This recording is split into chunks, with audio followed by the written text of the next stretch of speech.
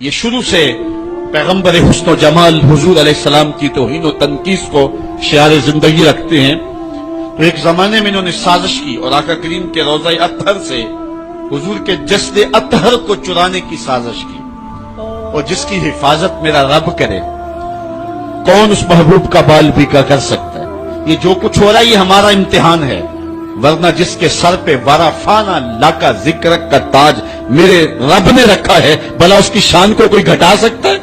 جدا ذکر خدا بلند کرے کیڑا جمع حسن بند کرے، اس ذکر دا حافظ آپ خدا پڑھو لا الہ، خود اللہ حفاظت کرنے والا ہے ذکر کی۔ یہ تاج رب نے محبوب کے سر پہ رکھا ہوا ہے، اس لیے چاند کی طرف منہ کر کے تھوکنے سے چاند کی نوری کرنوں کو میلا نہیں کیا جا سکتا۔ تھوکنے والے کا اپنا منہ گندا ہوگا، لیکن چاند کل بھی روشن تھا، چاند آج بھی روشن رہے گا۔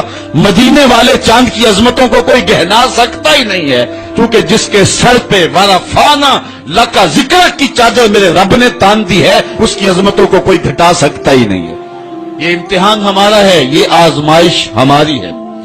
اللہ اکبر۔ تو میں نے کہا کہ یہ سعادت مند لوگوں کا مقسوم ہوتا ہے، تو زمانے میں کچھ بد نصیب یہودیوں نے یہ سازش کی کہ حضور کے جسد اطہر کو روضہ انور سے نکال لیا جائے، اور پھر باقاعدہ انہوں نے 2 اشخاص کو وظائف پڑھا کر کے، داڑیاں رکھوا کر کے، جبہ و دستار پہنا کر کے مدینے میں بھیجا، صوفیاء کے، نیکوکاروں کے، علماء کے، زاہدین کے روپ میں، اور انہوں نے وہاں ایک جگہ کرائے پہ لے لی اور اپنی کارروائی کا آغاز کر دیا۔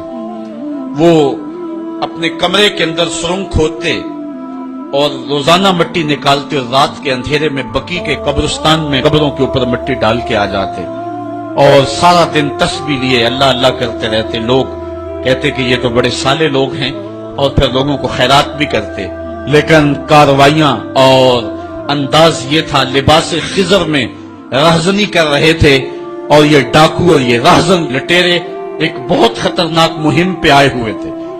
جب وہ بالکل قریب پہنچ گئے، اور ایک روایت میں آتا ہے کہ حضرت عمر کے پاؤں کا انگوٹھا بھی ننگا ہو گیا، حضور علیہ السلام سلطان نور الدین زنگی کو خواب میں ملے، اور ان کی شکلیں دکھائی کہ یہ 2 موذی مجھ کو تکلیف دے رہے ہیں۔ تو سلطان فوراً اٹھا اور کہا مدینے میں کوئی غیر معمولی واقعہ ظہور پذیر ہوا ہے، اور اس نے جلدی سے کچھ سواروں کو اپنے ساتھ لیا اور کچھ خزانہ ساتھ لیا، اور فوجوں کو حکم دیا کہ وہ تیار ہو کر کے جلدی میرے پیچھے آئیں۔ مدینے میں پہنچ کر کے اس نے دعوت عام کر دی اور لوگوں کہا کہ آؤ میرے دسترخوان نعمت سے کھاؤ، اور لوگوں کو خیرات کرنے لگا۔ سارا مدینہ اس کے پاس آیا، لیکن جو شکلیں اس نے دیکھی تھی اس کو وہ نظر نہ آئی۔ وہ بار بار پوچھتا تھا کوئی رہ تو نہیں گیا؟ لوگوں نے کہا کہ نہیں، سارے جو ہیں وہ آپ سے خیرات لے گئے ہیں۔ ہاں 2 شخص ایسے ہیں کہ جو بہت بڑے سخی ہیں، ان کو تو ضرورت ہی نہیں آپ کی دہلیز پہ آنے کی۔ بادشاہ نے کہا مجھے دکھاؤ وہ کون ہے۔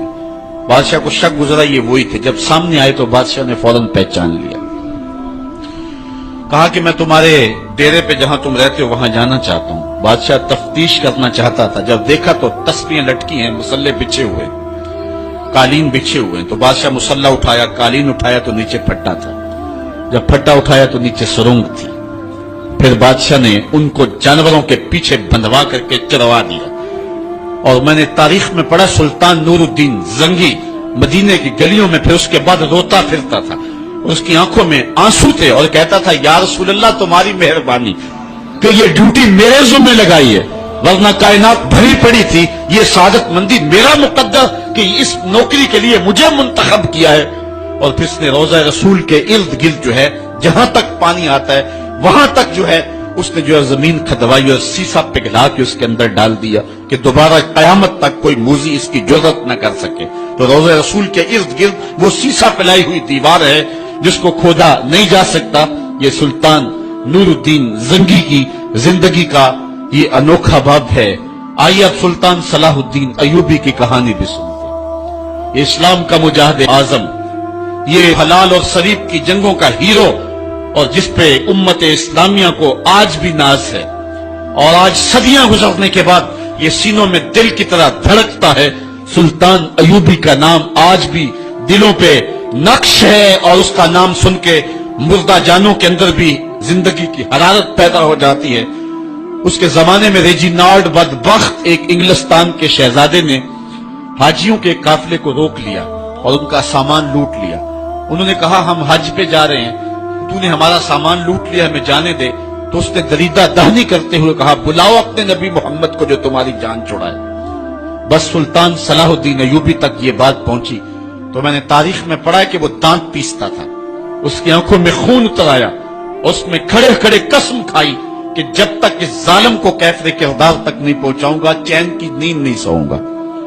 फिर पौने 2 साल का अरसा आप सुल्तान सलाहुद्दीन अयूबी की जिंदगी देख के जंगी मुहिमों को तरतीब देता रहा। दिन रात उसने एक कर दी, नींद करीब ना आने दी। जब नींद बहुत ज्यादा तंग कर दी तो फिर वो खेमे की चोप के साथ टेक लगा के खड़े होकर के अपनी आंखों की आग बुझा लेता और पौने 2 साल का अरसा उसने चारपाई पे लेट के नहीं देखा। फिर वो लम्हे आए कि अल्लाह ने उसकी मुराद पूरी की। इंग्लिस्तान के शहजादे लाइन में खड़े थे, उसने शाह गामा को अपनी कुर्सी दी और साथ कहा हम जिसको कुर्सी देते उसे अमान देते। फिर उसने उसके जो नाइट्स थे उनको आबखोरे दिए, उनमें पानी दिया, कहा जिसको हम पानी देते हैं उसको अमान देते हैं। फिर जब रेजिनाल्ड की बारी आई तो बादशाह की रगें फूल गई गुस्से से। उसने तलवार नियम से बाहर निकाली और उसकी छाती पे चढ़ के उसकी गर्दन पे तलवार रख के उसके टुकड़े करते हुए कहा ओ कुत्ते, तुमने कहा था बुलाओ अपने नबी मोहम्मद को, मोहम्मद अरबी ने अपना नौकर भेज दिया है। और इस तरह उस रेजिनाल्ड कुत्ते के 2 टुकड़े करके रख दिए। ये हमारी तारीख है, ये और रोशन तारीख है। हमारे इस्लाफ, हमारे बुजुर्ग, उस दौर के शहनशाह, उस दौर के बादशाह इतनी जुर्रत और इतनी अजीमत रखा करते थे। और आज हमारी कमजोरियां ने दुश्मनों को दलेर कर दिए। कभी ऐसा भी अंधेर आया था कि सरेआम यूं तौहीन और तनकीस होती हो पैगंबर हुस्न और पैगंबर जमाल की, और फिर 1 अरब 40 करोड़ इंसान दुनिया के ऊपर बसते हो। ये भी जमाने में दिन देखने थे तो उम्मते मुस्लिमा की मौत वाक़या हो जाए अगर हुजूर अलैहिस्सलाम की तौहीन बाकी रहती है। इसलिए उम्मत को पूरी कुव्वत के साथ खड़ा होना है और अपने नबी अलैहिस्सलाम की तौहीन का बदला लेना है। और ये मुमकिन नहीं है जब तक जो है वो हम पूरी दुनिया के ऊपर गालिब ना हो। अल्लाह ताला उम्मत को वो दिन नसीब फरमाए कि उम्मत का गलबा अल्लाह ताला नसीब फरमाए। इस वक्त हमारा अलमिया ये है कि हमारे पास आलमी लीडर कोई नहीं है। अवाम के जज्बे यकीनन देखने के।